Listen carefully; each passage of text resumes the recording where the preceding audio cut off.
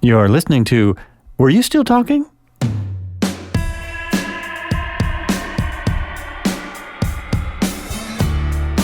Hey, welcome to another episode of Were You Still Talking? Once again, this is Joel Albrecht, and in my virtual studio today, I have Peter Moore. He is an editor, writer, illustrator, animator, co-author, radio host, TV guest, speaker, I gotta breathe, editorial consultant, journalism lecturer. He currently works as a columnist cartoonist for the Colorado Sun. A cartoonist, can you believe it? And a commentator, animator for NPR. It's maybe one of the biggest guests I've had in my virtual studio. He recently completed gigs as interim editor for Backpacker magazine, launch editor for NutraRx, a cannabis health magazine, and a 2-decade run at Men's Health magazine, where he topped out as VP editor. He's written or ghostwritten New York Times bestsellers. He publishes weekly at petermoore.substack.com, has 12,000 subscribers, his 12,000 subscribers open his emails to the tune of 1,000 reads per month. That's actually huge. Thanks so much for coming in. It's so cool to be here. Actually, I get 1,000 reads per week, so I'm all over it. It's more like, anyway, a lot of people read my Substack, which is a thrill for me because, I'm finally my own publisher rather than waiting for somebody else to, open my magazine or read some book that I wrote. So it's really good to be, in charge of production here. That is an awesome thing. It's what I wanted to ask you about that is, until a lot of creators were worried that TikTok was going to go away, I had never heard of Substack. So for people my age, what the heck is Substack? I mean, you just described it pretty well. But yeah. It's a blogging platform, and blogging platforms come and go. But what's cool about Substack is that it is actually a legit community now. So not only are there millions and millions of people who are subscribing to their blogs that they like on Substack, but there's also a very nice community of other writers there, other cartoonists, other people who are funny. And I very quickly am getting to know all of them, and they're getting to know me. So, we've got our own little Substack clubhouse going. And, we help each other out with recommendations, and we interview each other. And, it's all a very mutually supportive group, which, magazine publishing wasn't that way. As I fought it out with the editors of GQ and Esquire for precious readers, we're more supportive on Substack than back in my old magazine days. And that is awesome. I mean, that exists. That's one of those good things about technology. There's a lot of what are they called? Social media sites that seem to be based on who can make people the angriest. And Substack seems much more intelligent and deep. There's more to it there.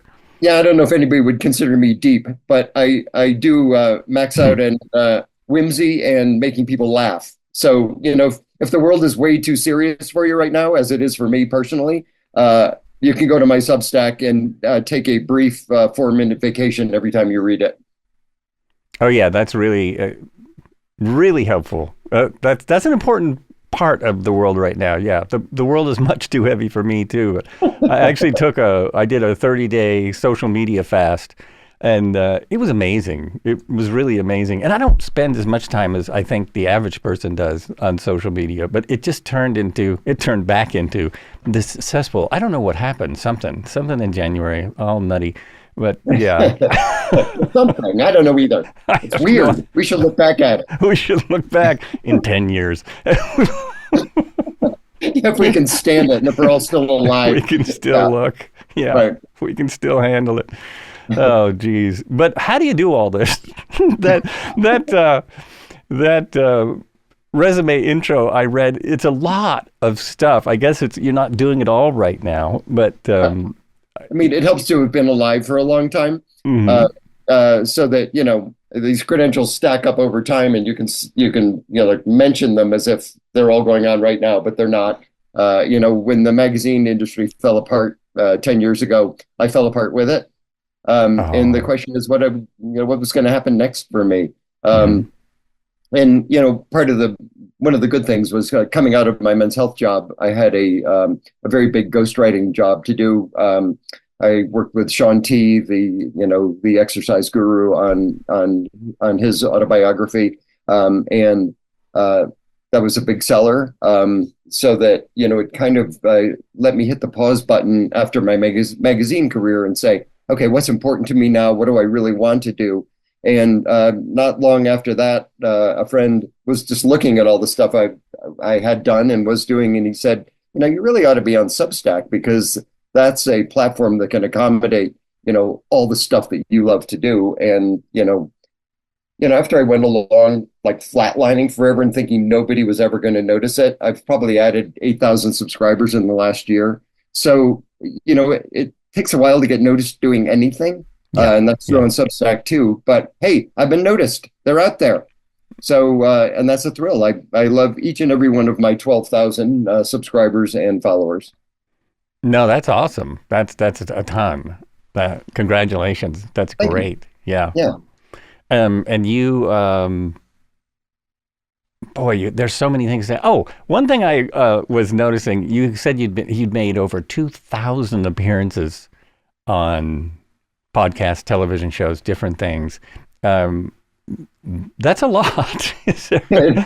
Well, it helped that I was working with one of the biggest men's magazines in the world, which Men's Health was back in the day. And a lot of people want to, men have a fraught relationship with health. They're afraid to go to their doctors, afraid to get a negative diagnosis, afraid to even talk to anybody about their vulnerability with health.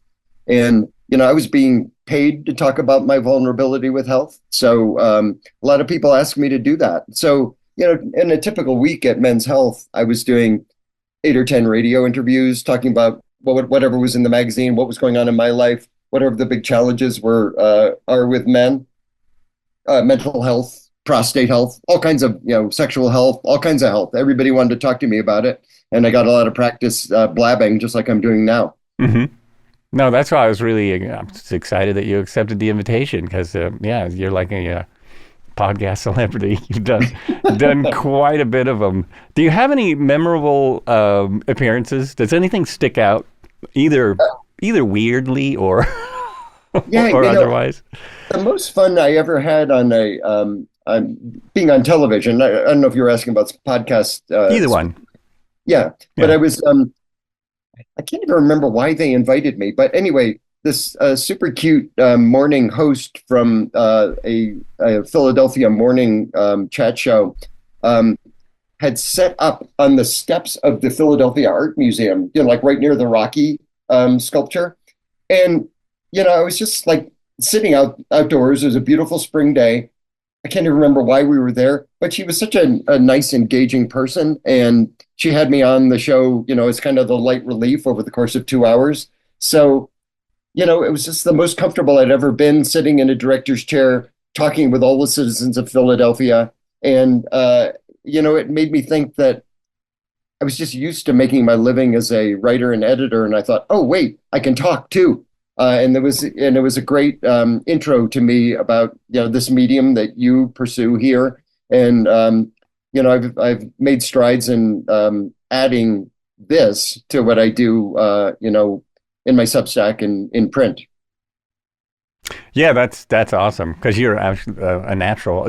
Are you ever thought of having your own podcast? You ever thought of adding that? Or is writing more? Suggestion. I will not be. I will not be competing with you at all.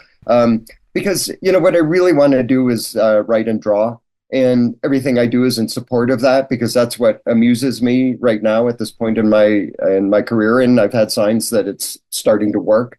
Mm-hmm. So to the extent that I have time left on the planet, I want to spend it with my Apple stylus in hand. Doing funny cartoons and at least making myself laugh. That's step one. And I'm, famously easily amused. So I'm often laughing. And to the extent I can get other people to laugh along with me, that's a beautiful thing. It is a beautiful thing because I often feel like I'm the only one laughing when at things I find humorous. I find you very funny, Joel. Thank you. I appreciate that. So do you always use do you always do your cartoons on the Apple? Is that how you do those animated shorts? Because those are cool. Yeah, when I started working for the Colorado Sun, I was still doing pen, pencil, watercolors, and you know what? Honestly, it's a beautiful way to do an animation or an illustration. I mean, but then a friend of mine, I was visiting him, and he saw me sitting there with my sketch pad, just drawing a scene outside of his front porch in Florida, and he said, you can do all that stuff, and you can do it better on an iPad. And he pulled out this program, which is kind of ridiculously, it's called Procreate, which doesn't, it sounds like a sex tip, It right? does indeed. Yeah. Or if you want to have a baby, go to Procreate. But in fact, it's an app that comes out of New Zealand that has all these amazing artist tools on it. And I fumbled around with it in the beginning, and now I'm having a really hard time going back to pencil and paper. I make a lot of mistakes, so there were a lot of pencil shavings all over my office. Here you can see my beautiful barn was filled up with pencil shavings, and with the Procreate app on my iPad, I just hit undo and no pencil shavings, and nobody in the whole world needs to know exactly how badly I screwed that up the first time. So doesn't that kind of lessen you I mean, isn't it hard to show people that you're an artist without the pencil shavings all over your barn? I mean, the pencil shavings are impressive, give you the whole tortured artist vibe. Oh, yeah. But one of the cool things about Procreate is that you can hit a little button and have the whole process you went through on the drawing to show up. So in fact, my mistakes are in there too. It'll render it in about a 30-second process from blank page to finished artwork. And I like to post those too, just so people can see what I'm up to. And it's kind of in its way, it's fascinating to see, artist at work reconsidering this line. Maybe that color isn't the right one, and then suddenly seeing how it all finally comes together. It's amusing and interesting to me as the guy who did it to watch all that happen. And I've got good response from my from readers on that too. So I guess we all share in that. It's an interest in the creative and artistic process, and not just because it's me, but it's just like, how do people come up with that stuff? If only we could press a button and Van Gogh could show us, how he did the irises and Arl. We would all love to see that. Yeah, soon enough. There'll be a way to do that. Unbelievably, but it's funny because I was looking at some of those and I thought, wow, those are really cool. I wonder if he just gives a drawing to AI and AI does that. Stupidly, I'm on a computer all day long. I didn't even think, well, of course he does it on his pad. He does it with a stylus. That's a huge advantage to doing it that way. Those are great. Yeah, those are really fun. I'm not going back. Here I am until the electricity fails. I'm good with it. Right. That's pretty crazy. And so is that how you got started in doing cartoons? Is just sitting on your friend's porch, literally? It was. I consider me as a cartoonist as kind of it's a symptom of long COVID.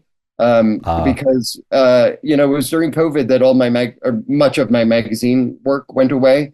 Including the cannabis magazine I was editing then. And at the time, I was complaining with, other writer editors, as we like to do. And one of my friends said, Peter, we've been hearing you talk about this memoir you intend to do for the longest time. Why don't you just shut up about it and get to work on it, which I did in the vast quiet time early on in COVID. But the funny thing that happened was that, so it was just a written memoir, sentences stacked on top of each other.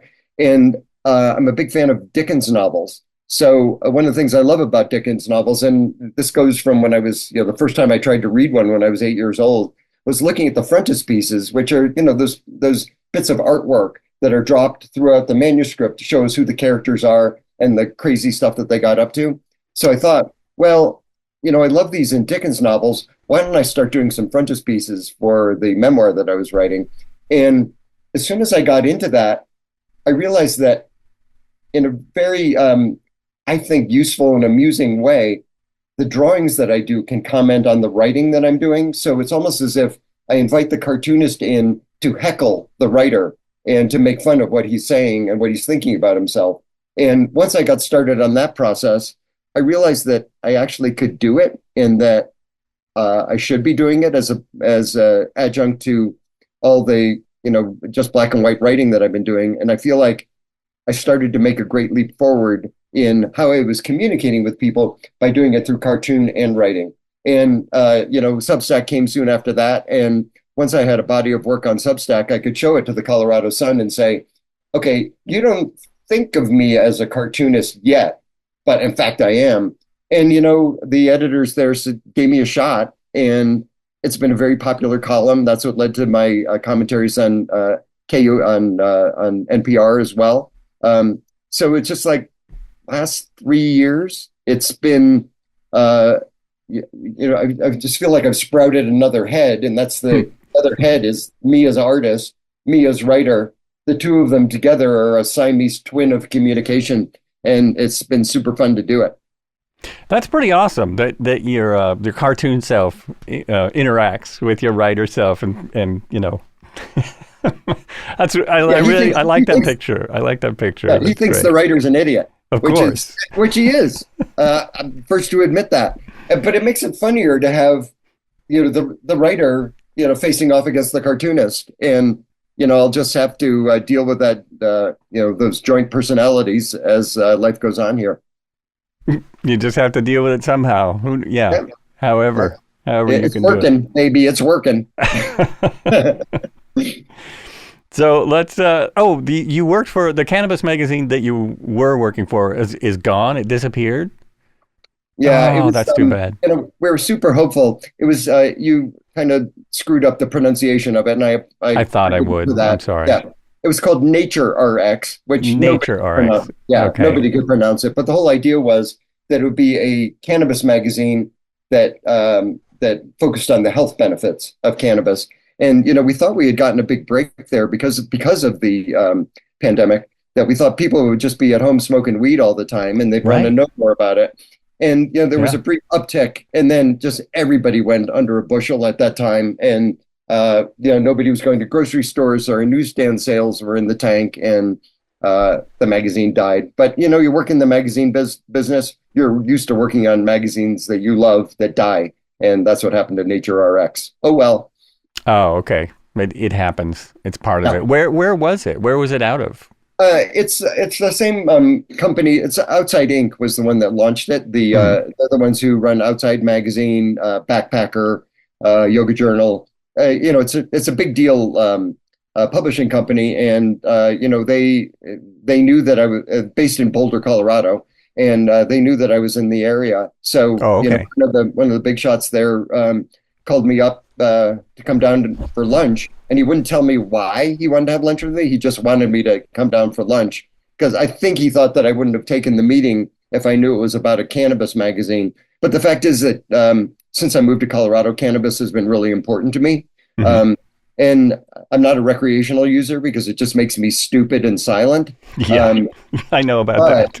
But as a guy who's been sleeping poorly forever, cannabis has been just an amazing thing for me, and it allows me to make sure that I'm getting the rest that I need to do the work that I do, which, as you've noted, is quite a lot. So if I only get 4 hours of sleep, I'm not going to be able to make it through the to-do list, and I really need to do that. Oh yeah, well, I'm glad it helps with that. I smoked recreationally when I was younger. And then when I was less younger, and then when I was a little less, but I had to quit just because of what they have now, what it is now. It's not like when we were kids, it's nothing like that. It's like, wow, it makes me comatose. Yeah, for sure. Yeah, it's one of the reasons why we thought we really needed a health magazine about cannabis, but evidently the buying public didn't agree with us, so they're all out there, pie-eyed and falling asleep in meetings because Nature RX died. It's because you didn't publish it out of Oregon. That was the big mistake. It was, we covered a lot of Oregon farms, and and we had writers there in Humboldt County too, and it was a fascinating process to educate myself, especially as a health editor, to look into that. So I know your podcast isn't about cannabis, but people really need to educate themselves about it because you can get in trouble. It can ruin your life. Or if you use it the right way and you find the right ways to use it, it can really improve it too. So I'm on the improve side, and I know that can work because it worked for me. Yeah, I'm. My podcast is about whatever we're talking about at the moment. That's why it doesn't do very well. But I've always been. I mean, I was trying to get cannabis legalized. My parents, who never smoked, still believed in legalizing. In those days, marijuana, but Yeah, now yeah. it's different phrases. Hardly anyone uses that anymore. Well, and they But shouldn't either. yeah, It's a yeah. racist term. It was Oh, right, right. yeah, yeah. They It were is. using it to bash around people of color coming up to work in our fine country. In 1920, and Hmm. they were demonizing them by calling this evil drug that they were using marijuana because it sounded foreign. Ah. Yeah, but it sounds so good when someone's saying it with the accent, with the. But didn't they also then use that to make it illegal? I think that was one of Yeah, they did. They yeah, made one of the using it things. illegal. They made it Yeah, studying it illegal. Everything about it was yeah. illegal, which was just stupid because it's a very powerful plant, and it can be powerful for bad and for good, and that's why we needed to study it. Well, even dumber was that they rolled in hemp with that, and hemp could kill the oil industry. Was one of the things that I heard as a kid. It's one of the reasons they kept it illegal for so long. Uh, yeah, there was something else I was thinking Yeah, about there, but yeah, anyway. I don't know if I'm with you on that conspiracy theory because I haven't looked into it, but there are plenty conspiracies to go around which are absolutely true in regard to cannabis or marijuana. So, and we all missed out for a century because of that. Right, right. Because there are, I mean, yeah, it can be. I don't know that it's all good because one thing I never understand is how certain people can use it recreationally or just all the time and still do everything. I mean, there's a few celebrities that are obviously smoking all the time because they say so. And yet they have these amazing careers and they get a lot done. I never understand it. Maybe they have really good assistants. Um, Yeah, well, I mean, I'll tell you that the one of the quirks of marijuana, it's the same thing with alcohol, actually, is that we all react to it differently. So just as we know yeah. mean drunks and sweet drunks, there are also incompetent cannabis users and highly functional ones like Seth Rogen, the actor and director and producer. He can have an amazing career and be high all the time, and good for Seth. And then there are very sad cases where, especially juvenile users, their brains aren't up to speed as far as making good choices about cannabis use. And in fact, a forming brain is no place for cannabis to be introduced. Right. So, we all just need to take a break from cannabis until we get to be about 26 or 27. Then we might be smart enough to incorporate it in our lives in a way that won't ruin them. And, I do know some lives that have been very seriously pushed off in the wrong direction by cannabis. So, by no means am I saying that it's risk-free, but it's a risk worth studying and taking, in my opinion. Well, I think that's the biggest plus of where we are now is that now we can study it and you don't have to be in the back room um, yeah. I mean, for us, there's so much research that was just never done because it was illegal, which was, ridiculous, Yeah, ridiculous. it Um, is. Another just small thing I was curious about. You had a question. People send in questions to podcasts, and it was about traveling safely with cannabis. Can you travel safely with cannabis? Because I always thought no. Well, I really hope the TSA in Denver Airport and Houston and San Jose, Costa Rica, are not watching your podcast because next Friday, that's where I'll be going with my stash because my wife and I are spending 2 weeks in Costa Rica, Oh, and I nice. think that okay, first of all, I guess I have to say the responsible thing is don't bring marijuana with you when you travel. Don't. Of course. But I've traveled a lot with it. I've never gotten into any trouble. I'm not dealing, obviously, in marijuana. I'm only using it for personal purposes. So, as far as finding a like a sort of cannabis formulation that is not going to scream to the TSA dude, this guy's packing weed. You know, they come in little white tabs, just like aspirin now. Gummies, there are sublingual films that just, just look like a little piece of plastic. All Mm-hmm. those things can get you your payload of THC if you need it like I do to sleep. So traveling with marijuana hasn't been a problem, but if you're interviewing me in jail 3 weeks from now, then we'll know that there are risks. And a caveat there, if you're in jail 3 weeks from now because of this conversation, please let me know. Yeah, I will definitely would like to interview you there. Yeah, be like, we'll have the glass. I'll pick up the phone, say, yeah, Joel, yeah, I don't know what I was talking about the other time. It's very dangerous. Yeah, there. Let's hope that doesn't happen, but it would be people would love it. Anyway, yes. So now that we're talking a little bit about travel, you have traveled a lot. I love the idea of travel, but I can only do it about 3 times a week and a week. A year. Wow. I would love if I could do it 3 times a week. 3 times a week. About Good. 3 times a week would be nice.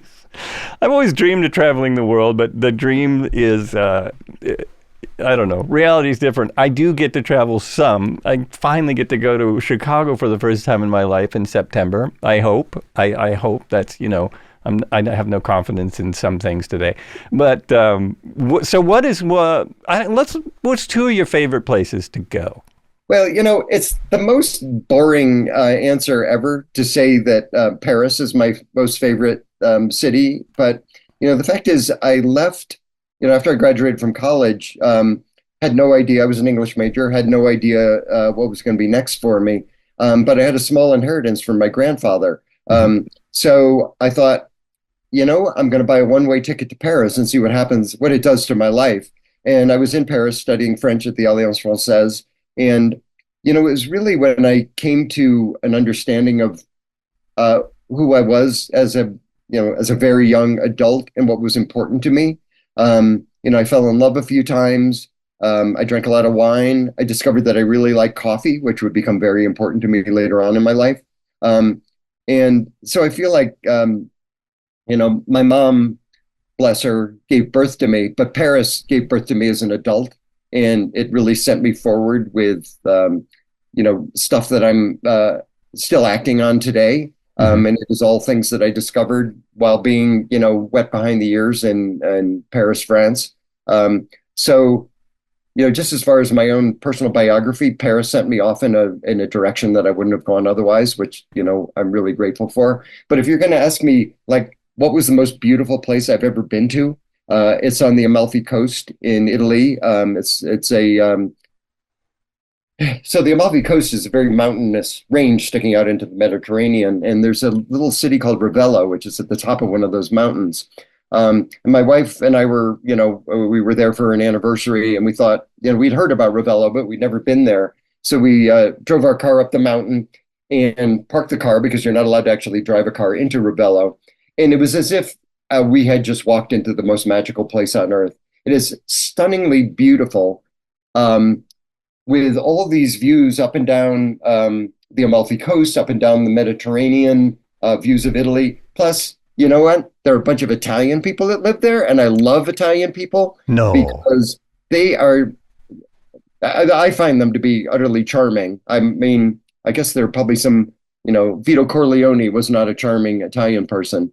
But everybody that my wife and I ran into in Ravello certainly was. And, we went out for coffee there, and we thought, we cannot leave this place. We just love it too much. So we spent, the afternoon and evening there, having as many meals as we could, looking out over the views. The Italian stars came out, and, I still get excited when I talk about Ravello, and it's, super high on the list of places I need to go back to. So if you're not buying Paris, go for Ravello, Italy.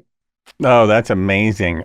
With my inheritance, I bought a drum set. I think Paris would have been a good idea. But I still have the drums. Italy just looks amazing. I saw a series called Ripley. I can't remember what it was on. So in Ripley, half of what I was doing was just staring at the amazing cinematography, and the way they were presenting Italy seemed really unique. And it was like, wow, that just looks amazing. The other travel tip I would give you, and I know not everybody has time to do this, so my apologies, but knowing that my wife and I were going to be in Italy in 6 months, I actually, downloaded one of those apps that helps you learn a language. So when I was driving to my job at Men's Health and back, I would be listening to Italian language instruction and repeating it back. And these are the days before like every Tom, Dick, and Harry you see is talking to themselves or seem to because they're on their earbuds. Mm-hmm.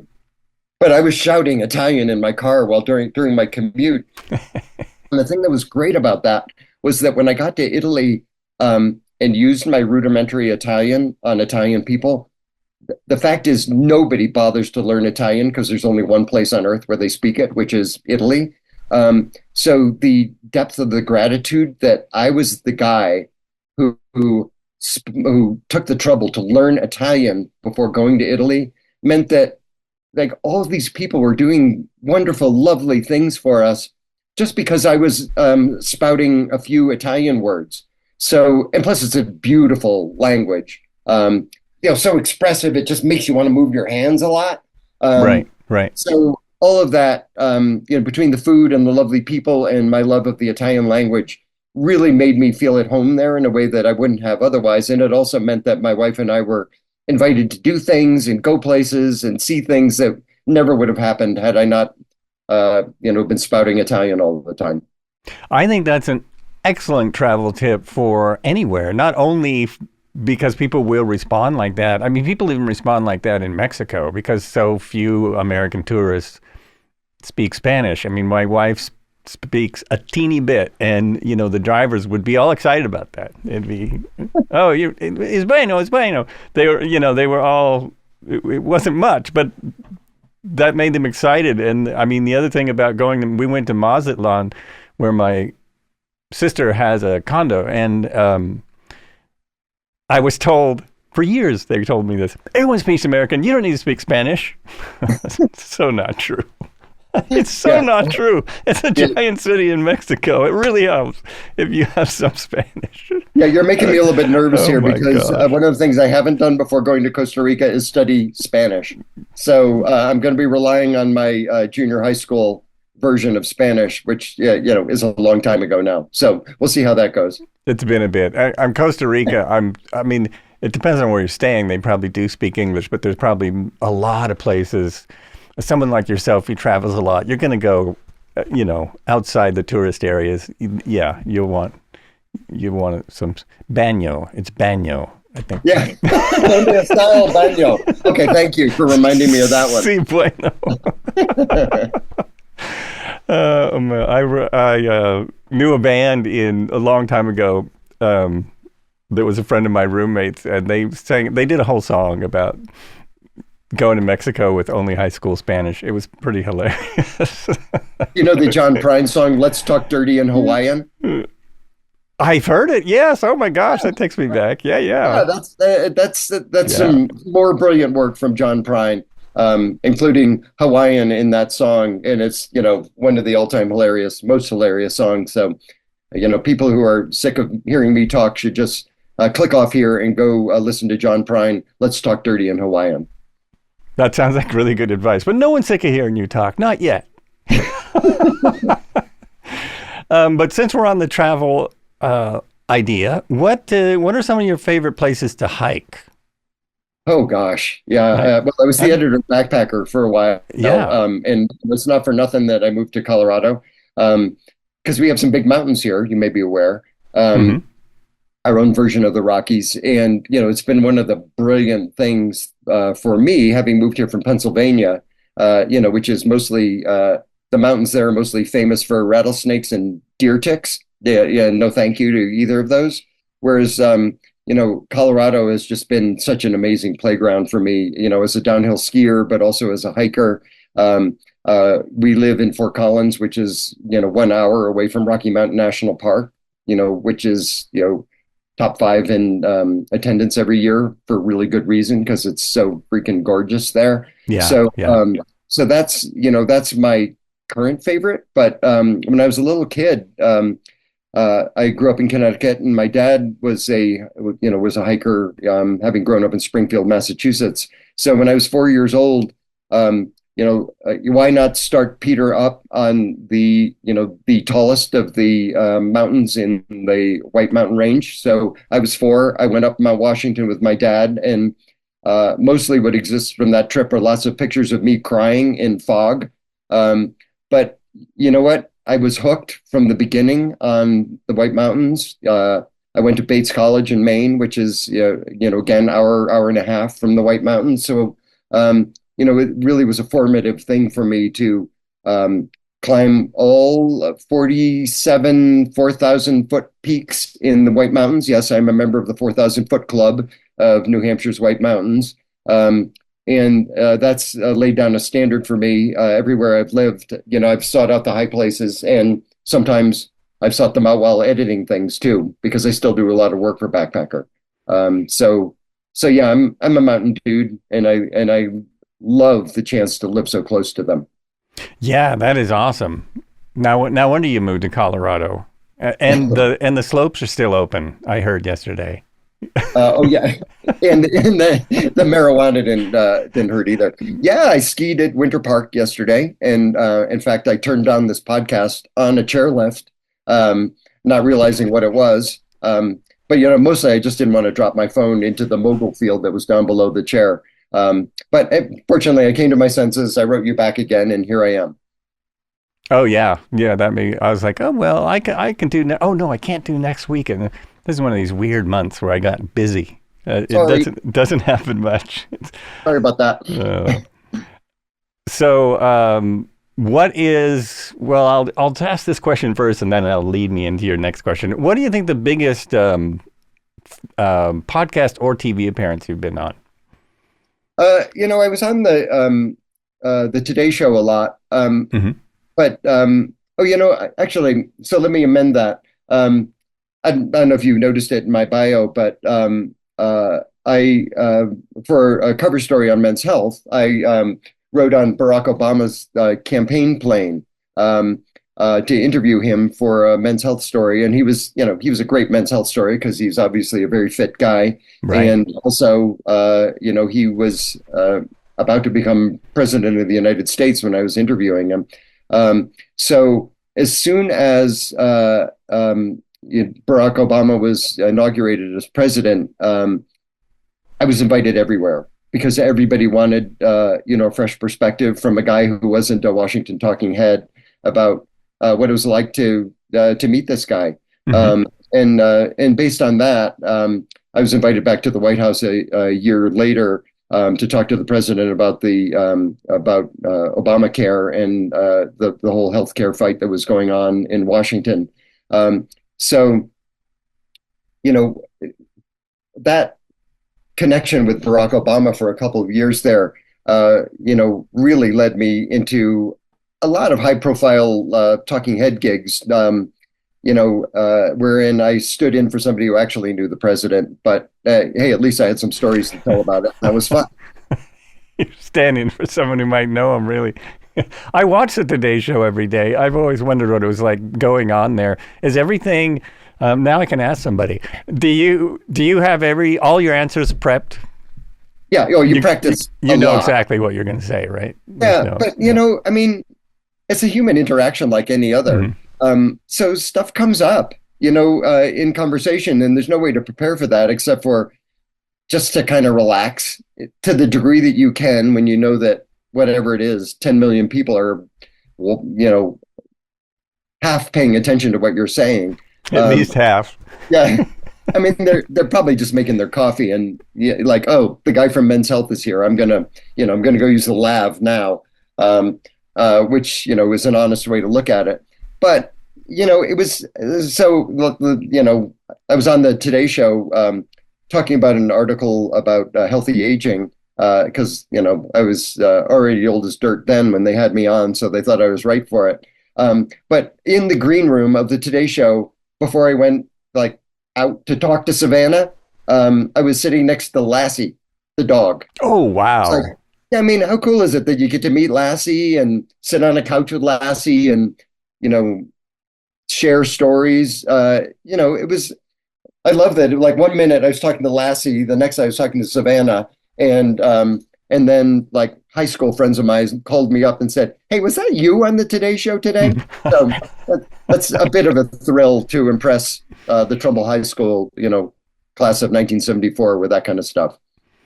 Oh, wow. You're older than I thought I am. Let's see. My wife's going to love that story. Like she loves all the animals. She'll pet a bear if I would let her. So was it, what do you know what Lassie it was? Gosh, there must have been a new Lassie movie coming out at that point. Must No, be, yeah. so, I mean, we know there've been a million iterations of Lassie. They're at But least up to 15. I was just curious if you knew. yeah, this Yeah. Lassie was beautiful, hair nicely coiffed. I'm sure Lassie's segment did much better than mine. I think, well, you can't compare yourself to a Lassie segment. No way. No, No. I'm realistic about that. That's fine. It Yeah. was good for me back at the office because, it was like, oh, did you hear Peter was on the Today Show today? So, yeah, so it was important for me career-wise. Mhm. But yeah, I don't know if it was important to the audience at all. But anyway, still grateful to have been there. Well, men's health is still important. It should be important to the audience, I'm sure. Yeah. That's a nice story. I like that. And Yeah. you also have one about Matt Damon. Where'd you meet Matt Damon? And is he actually a nice guy? It was Or the craziest thing, just sitting at my desk at Men's Health, like editing a magazine, doing boring stuff like that. And this publicist calls up and says, "Hey, do you want to go to India with Matt Damon for a week?" And I like thought about it really hard. Yeah, I think I do want to go to India with Matt Damon. And he has a charity called water.org, Mhm. which helps Yep. provide water to small villages all around the world. And water's the key resource for so many people. And it turns out that he was about to head over to Chennai in India to to meet up with village elders, visit places where water.org was doing work, and they thought it would be good to have a men's health editor along. So I flew over there, and at one point on the trip, I was riding, yes, in a private jet over India with Matt Damon. And that's the kind of time when you're sitting there like just chatting with Matt, who's a really great guy and a wonderful storyteller, both on film and in person. And I was thinking, is this freaking happening to me that I'm on a jet with Matt Damon? The other hilarious thing is that on the trip, people got it in their head that I was Matt Damon's brother. Oh, Uh, interesting. yeah, so I'm like the dumb, Huh. ugly Matt Damon brother, and he's like the really handsome, smart one. But at least, to be mistaken for Matt Damon's brother, it's like, I will take it. Right? There's worse things, right? And so No, what what was that number for Matt Damon? I never got it. Yeah, Matt was pretty careful about I'm that. sure. But he was so gracious to me while we were over there traveling around because he knew that, I was, in the midst of his entourage and I was the new guy. And he, I think, just wanted to make me comfortable and make sure that I had what I needed for my story, which I did because, as I said, Matt is a font of anecdote. So, that was super cool and I loved doing it. And I also, I hope that we were able to do some good for his charity, which is a super worthwhile thing to support. So that's Yeah. water.org. Send him some money now. There you go. Very good. Water.org. And it's been everywhere. He's even done that on some comedy guest appearances. Yeah, he's Yeah, such a funny guy. He's hilarious and a yeah. good actor and super handsome and a devoted husband and dad. So, Schmuck. what a guy. Yeah. Schmuck. Yes. I mean, what a schmuck. Yes, that's what I meant. Schmuck. But I'm also a flight simulator enthusiast and have a bit of a following in certain places. So I have to ask, do you know what kind of jet you were on? A little one. I knew it. A cute one. A cute Yeah. one. Okay. I just Yeah. thought I would ask. I Most can people see would you. have no idea. You ever cut photographs into a thing like this? Because I could send you the photograph of me and Matt standing outside his jet. Oh, that would be a great idea. Okay, I'll send it to you. Yeah. No, I can't. I don't usually do that, but I can. I'm writing down a timeline here, so I will know Okay. about where it is. Yeah. Yeah. Cool. That Okay. way it's easier to edit. All right. Yeah, All about making it easier for you, Joel. That would be cool. Yeah. I like that. I like that. That's someone. That's the obviously someone who's been on a lot of stuff, a whole lot of stuff. So, here's I was getting. I don't know if I should go this route, but more people would be interested in this. What is the worst place you've ever traveled? Oh gosh. People always like to hear the downside of things. Yeah, there's when I lived in Pennsylvania, we were traveling down to, help a sick aunt in Washington or in Baltimore all the time. And in order to do that, we had to drive on an interstate that went through York, Pennsylvania. And, my wife was sick of hearing me complain about the 5 mile stretch of highway in York because I thought it was the 5 ugliest miles of interstate in the nation. But then I moved to Colorado and I learned that actually Route 76, heading west of Denver, which is the route I take when I'm going skiing, that is in fact the ugliest stretch of highway in the entire U.S. So to the people who are watching this and listening, please avoid Route 76 west of Denver at all costs. There are much more attractive places in the state. What's out there? Is it all factories or something? I can't imagine a highway in Denver being unattractive. I know, it's not fair, right? Right. But it's like gravel pits, but also like storage unit places, where you can rent it for $25 a month.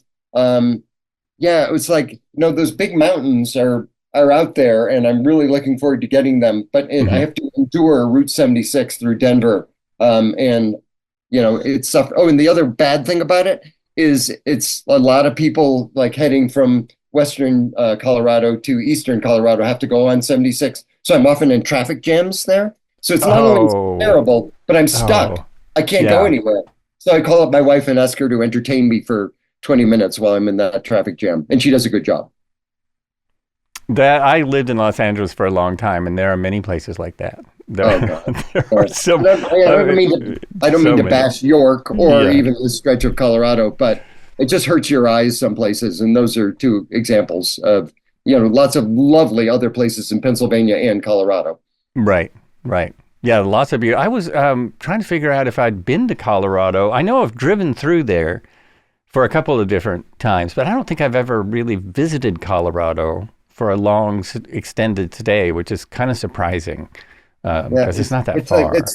The state is divided into boring and awesome, and all of the eastern part is the boring part, where they nonetheless produce corn and soybeans, which we all need in order not to starve. So thank you, Eastern Colorado, but I'm not going there anytime soon. Western Colorado, starting about 5 miles west of Denver, is where the awesomeness starts, and it goes like all the way to the western border and beyond it into Utah, obviously. And it's just been an amazing voyage of discovery for my wife and me to just pick out various places, trying out another part of the state. I was doing a story for Colorado Life magazine about wild horses that just appeared. And so this spring we were out in the northwest part of Colorado, just watching horses trot across the landscape. It's like you're in a John Ford Western watching it happen. You just can't believe that angle of life that has wild horses in a beautiful landscape actually still exists. It's got some problems because there are way too many wild horses out there, but it's just beautiful territory and beautiful animals. It took us 8 years of life in Colorado to make it out there, but I sure am glad I went that time. Yeah, that's awesome. There are some wild Mustangs in Oregon, and I think they have problems with those too at this point. But I mean, when they first created the program, there was like 10 of them, but I don't know what happened. There's more now. Actually, I know what happened because I talked to a wildlife biologist about it. And the fact is that, ordinarily a mare would, a wild horse, meaning before humans got involved with horses, would have produced a, offspring one every 2 or 3 years. They've been bred, of course, now to produce as many offspring as possible. Oh, right. Those are, in fact, the same horses that have since escaped or been released into the landscape, reproducing like crazy. They're they're horny, fertile beasts, and they're popping out baby horses, all the time, and the landscape just doesn't exist to for them to survive out there. So that's where you get horses in bad shape, horses starving, Bureau of Land Management having to go out there and round them up and kill them, which makes the BLM very unpopular. So it's a fraught problem right now. I don't know what the answer is, except for I know that when I drove out and looked across the plains and saw wild horses, I thought this is among the most beautiful things I've seen right here in Colorado. Yeah. Probably when we bring dinosaurs back, it'll help with that. It'll keep them down. That's a great idea. Yes. And that's Jurassic Park is set in Costa Rica. I can get to work on that. Oh, there you go. And there's a lot of dinosaurs lived in eastern Oregon and probably Colorado. There's these digs in Oregon near the Painted Hills where they have so many, they've dug up so many bones they can't even process them. They have to send them all over the place, all over the world. I just saw a dinosaur walking through the backdrop behind you. You may want to watch out for that. Oh, I should have put that in. Let me let me retype this description. That'd be great back there. Your AI producer could definitely take care of that. Yeah, I'll get him right on it. My AI producer. I'll have my publicist talk to that producer and get my booker involved. Book a real dinosaur. Yeah. I am kind of a dinosaur. I'm a magazine dinosaur. So you've already succeeded there. And I do think, as someone who loved magazines, it's really sad kind of what's happened to them. I like the physical magazine in your hand. And it's really unfortunate that that's just going away. And I don't know that there's anything we can do, to change that unless there's a resurgence, the same as bell-bottom jeans and things like that. They're just magazines have a different reason for being now, as opposed to the source of news and entertainment. Now they're kind of a niche publication, but there's some things that that magazines can do, and you're in a different headspace when you're reading a magazine. I subscribe to one called The Sun. I don't know if you've ever heard of it. It's kind of a literary and essay magazine, but it's just beautifully done. It's a quiet space that I can go to and read and be in a different headspace than I would be if I was watching a YouTube video or a continuing series on Netflix. I feel like it's like any diet. It's good to have pluck things from different areas. So you've got your visual, you've got your reading, you've got your apps. Like all those things are special in their own way. And I think that what's special about magazines hasn't gone away. Our attention has been diverted, but it's still super important to support the ones that are good and that you love. Yeah, I still like reading a magazine, and I'll admit that it's hard to resist the Apple News way of getting magazines, where I get over 100 a month that I can choose from, and I can blow up the pictures, and they look better, but they don't smell like a magazine, and you're still on tech to read it. You don't get away. I think it's better to physically read, I think, is more relaxing in a lot of ways. It's good for our brains. It's a good form of input. And I'm not saying that's all you should ever do, but it's one of the things you should continue doing. So you and me, we're the ones who are still reading magazines. I don't know what the rest of those folks are doing, but I regret that they left the building on that. Yeah, it's really unfortunate. One of my favorite magazines, one of the only magazines I still subscribe to, just stopped. They just rolled it into something else. And then they send me the other magazine. I'm like, I'm not really interested in that. That wasn't what I signed up for. What the... I've been a member, and I've been on staff with any number of magazines that have died. And yeah, that's one of the tricks the circulation people do, is that, we'll sell the list, meaning they'll sell your name and credentials and your contact information to somebody else who needs it. And they hope against hope that you'll, sign on with them too, which hardly anybody ever does. Right. Well, that's okay, because that's what most internet is about now, is selling your name and Ugh, yeah. information. That's As far as I know, that's Substack doesn't do it, so I think you're safe with me. oh, that's good. Yeah. That's good. There are a couple things popping up now that are just popping up that are not doing that. That's not their practice, and I hope Yeah. they make it. I hope they make it. That's all I can say about that. Let me try something I haven't tried for a little while, because you're a good you're a good guest for this. I have a list. I do one of those questionnaire things, but not every podcast. Uh, So since you're well traveled and such, let me give this a try. okay. I haven't done it in a while. So the first one is, do you like turtles? When I was 2 years old, my favorite stuffed animal was in fact a turtle that I called Turdy, which wasn't a good name. Um, but um, but my mom always thought of me as her turtle child, so that's a yes. Oh, wow. Oh, Yeah. that's cool. I asked you this. Have you ever thought about doing a podcast? But I already asked you that one. You're already you're doing a written podcast. Yeah, and I'm on podcasts. I just don't have the annoyance of having to actually find guests and do them. So that Right. works. And well, a lot of my guests are on a ton of podcasts, but you seem to be doing it because you really enjoy it. So Yeah, that's I'm having fun. fun, or at least I'm good at yeah. pretending. Yeah, You're very good at pretending. Yeah, you should be an actor. like Matt Damon, You know anybody in the business? like my brother. There you go. Check with your brother. See if you can get a cameo on something. This is a good one. Do you believe in luck?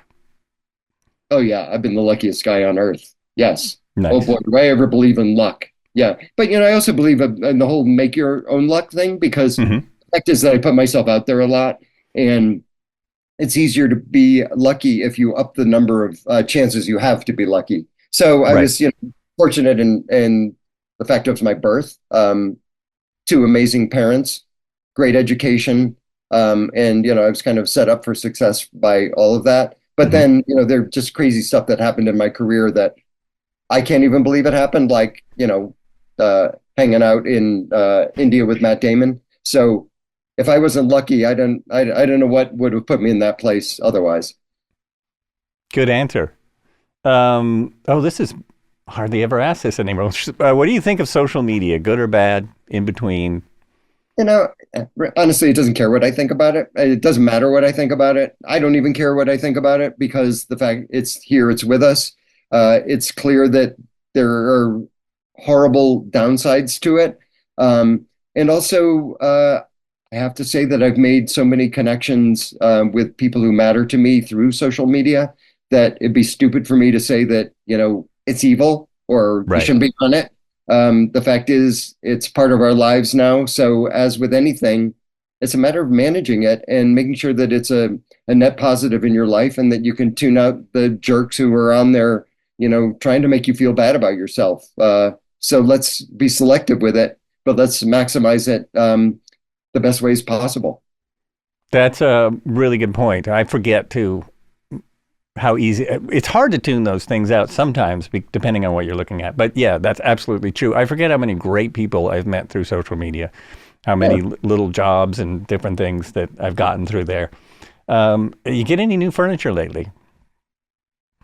Furniture, actually, it's kind of funny because, so my wife and I met in Knoxville, Tennessee, where both of us were working for a publishing company, which was also home to lots of people who were turning their houses inside out and selling their furniture. So, when we were getting together as a couple, we were also getting together as, browsers in antique stores. And, clearly I was only doing that because, I had this hot chick I was hanging out with, and yeah, I'll go to an antique store with her if she'll, be with me later, if you know what I mean. So we bought most of our furniture in antique stores in Knoxville, Tennessee, also outside of Chicago. And we still have all that stuff because, it's antique and it lasts forever. Right, And right. so we don't buy new furniture. We have gotten our furniture we have spent very little money on furniture over the years because my wife is similar, but we don't go to antique stores. Sometimes go to Curbs. And That's a great place to find it too, as long as yeah. it doesn't have insects in it. Well, it has to be new. There was some story lately where somebody gave away a $10,000 couch. I think it was in New York. They put it on the curb. It's like, oh man, so many people probably drove right by there. That's their loss. Yeah. What was the last thing you bought online? Uh, uh, Insect repellent wipes for our trip to Costa Rica, and Oh, yeah, and I'm important. really hoping that they work. Yeah, let's hope. Yeah, I still think, as much as I don't like this stuff, that DEET is it. I yeah, don't, these are wipes with right? DEET in them, and we'll You be know, using them yeah, for 2 weeks, so we'll probably survive it. yeah, you probably make it. Have you broken any laws lately? Oh, I think you just told me a little while I break ago. laws all the time. Yeah, As we all do, actually. yeah, the ones that are inconvenient to me personally, yeah, I break them. This is a silly question for you, but I'm going to ask it anyway. Ever want to do something else for a living? What would you do if you weren't a writer, cartoonist, editor, podcast guest, Yeah, travel? yeah, it's the collection of things I do for a living are already on many people's "oh, if only I could" Hmm. list. So I feel super fortunate that my combination of skills and luck has led me down the path I was on. So I can't imagine another path, and I'll decline to name any them except for I would like to be an NBA star, but I don't think that's going to happen. Yeah. I wanted to be a fireman. Anyway, Well, I think you have a shot at that. oh, jeez. Oh, do you believe in talent? Oh, yeah, absolutely. But here's the thing, I'm very promiscuous with my assessment of talent Hmm. in the sense that I feel like one of the main and sad things that people do all the time is, I hear it all the time because, I'm an artist. People say, oh, gosh, I wish I could do that. I wish I could, I can't draw a lick. They are always saying to me, but the fact is, I didn't even pick up a pencil with the idea to commit art, until 10 years ago. Oh, Uh, wow. yeah, Wow. and it was because, my magazine job was just like too intense, Hmm. too all consuming. And again, I was just like talking and writing and editing all day long. And I wanted to find a pursuit that would just shut me up and give me a chance to communicate in a different way. So I enrolled in an adult ed art class, and you know, I was as mean about my own first efforts as everybody is when they put pencil to paper to draw something. But I also could see that there was a spark in there, and so I continued to take art classes, and that's the long road that led me to my work as an artist and cartoonist now.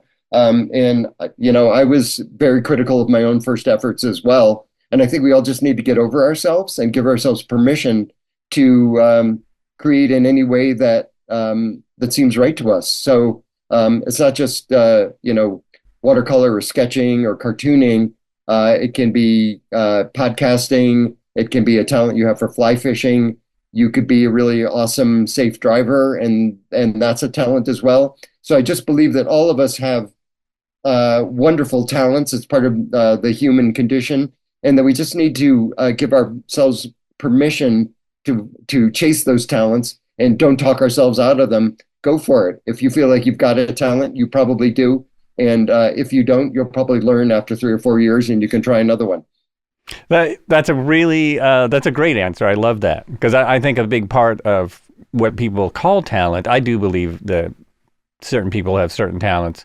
Because I'm never going to play in the NFL. Never was. That's not a talent I possess. But a big part of talent, which you're kind of alluding to, is working on whatever small talents you have. I played drums for 30 years, and I didn't get good at it from not playing. I mean, a part of the talent, and there's people much, much better than I am, and it turns out they practiced a lot more. Yeah. Well, They, and you know, even just it's as a part of side note, it, you don't have to be a professional drummer, but if right? you dig Right. it and it's Yeah. it's a cool thing and you love the rhythm and the feel of it and the gear and the equipment, you don't have to be Ringo Starr. You can be who you are within the realm of what you can do, and that's fine. And I feel Yeah. like everybody needs to give themselves that permission to be just okay at that thing that you love. I agree. I agree. I'm a really good drummer, but anyway. I'm sure you are. And last question: do you think there's anything after this? Yeah, I'm Pearly Gates, whatever. yeah, I'm not a pearly gates guy, but I do believe, I'm just thinking of so my dad, when he was young, was dragged off on hikes in the White Mountains with his brothers when he was growing up in Massachusetts. And now, two generations onward, uh, both of my sons uh, love the outdoors and love to go hiking. So, would I have discovered hiking had my dad not introduced me to it and had his brothers not introduced him? Who knows? But I do believe that paying forward, that appreciation of what's great in the world and how to best experience it is absolutely something that could be transmitted down the generations. And Hmm. it's not even to speak of DNA and all that aspect of things. But sure, evil and good can be passed along down the generations. And I just I feel fortunate that I received so much good input in my life that I've been able to live with that as well. And, as I used to tell my sons, there are all kinds of examples you can follow, either good ones or bad ones. And it's not that hard to identify who the bad ones are or how the good ones are. So take your pick, avoid the bad, go for the good. And legacy is a beautiful thing if you can do that. Yeah, absolutely. And that's pretty amazing that it's three generations of people getting out in the woods and hiking and enjoying the air. That's Yeah. fantastic. Yeah. My dad was a big hiker, backpacker, Uh, climbed a few mountains. He was in the Sierra Club forever. So that was a huge, huge influence on me, too. Another reason I wanted to have you on.